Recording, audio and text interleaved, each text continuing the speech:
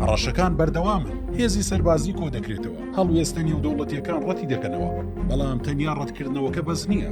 لە هەوڵیەوە داین هەتا پێمان دەکرێت خۆمان لە شەڕەکە لابدەین، بەڵام ئەگەر هێرشەکانی تورکیا ڕووبدەن وەڵامی گونجاو وەردەگرنەوە، ئەم جارەیان وەک پێشتر نابێت.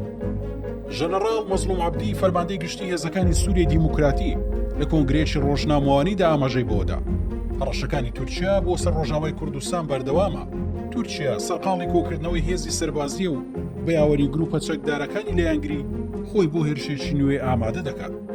تا ئێستاش دەرفەتی ئەنجامدانی ئەو شەڕە بۆ تورکیا نەهاتۆتە پێشەوە، ئەگەر بۆی لووە ئەوە لە ماجی حوزەیراندا ئەنجامی دەدا. تورکیا 300 بەتۆپی دوورهاوێژ بۆ سەر ناوچە جێرجیەکانی ڕۆژاوا ئەنجامداوە، 1360 گولەی لەو هێرشانەدا تەقاندووە. بە هەمان شێوە 22 هێرشی بە فڕۆکەی بێ فڕۆکەوان، 7 هێرشی بە درۆن، 6 هەوڵی دزەکردنی ئەنجامداوە کە شکستیان پێهێنراوە.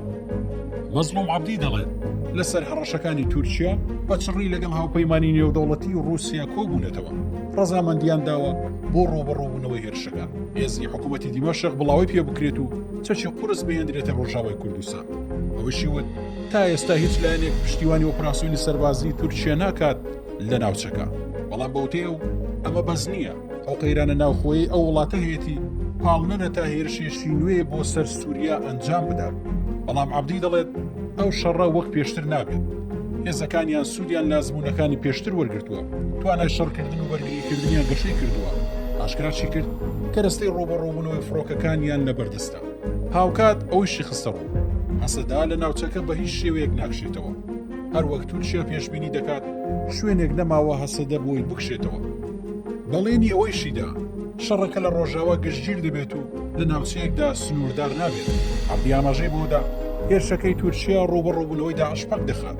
داعش پلانی هەیە هێرش بکاتە سەر کەمپی هۆڵ. ئەنجامی لێکۆڵینەوەکانیش دەری خستووە. هێرشەکانی سەربەندیخانەی گوێران لە ناوچەکانی ژێردەستی تورکیاوە دەستی پێکرد و ئەو ناوچانەی بوونەتە پەناگەی ئارامی داعش.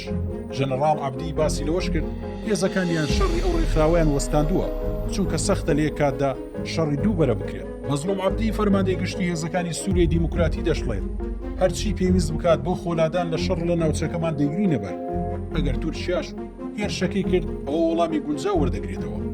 پێویستە سەرجەم ناکۆچیەکان وەلا بندرێن، نیشتیمان لە مەترسیدایە. پێویستە هەمووان یەک بگرن بۆ ڕووبەڕووبوونەوەی هێرشەکەی تورکیا.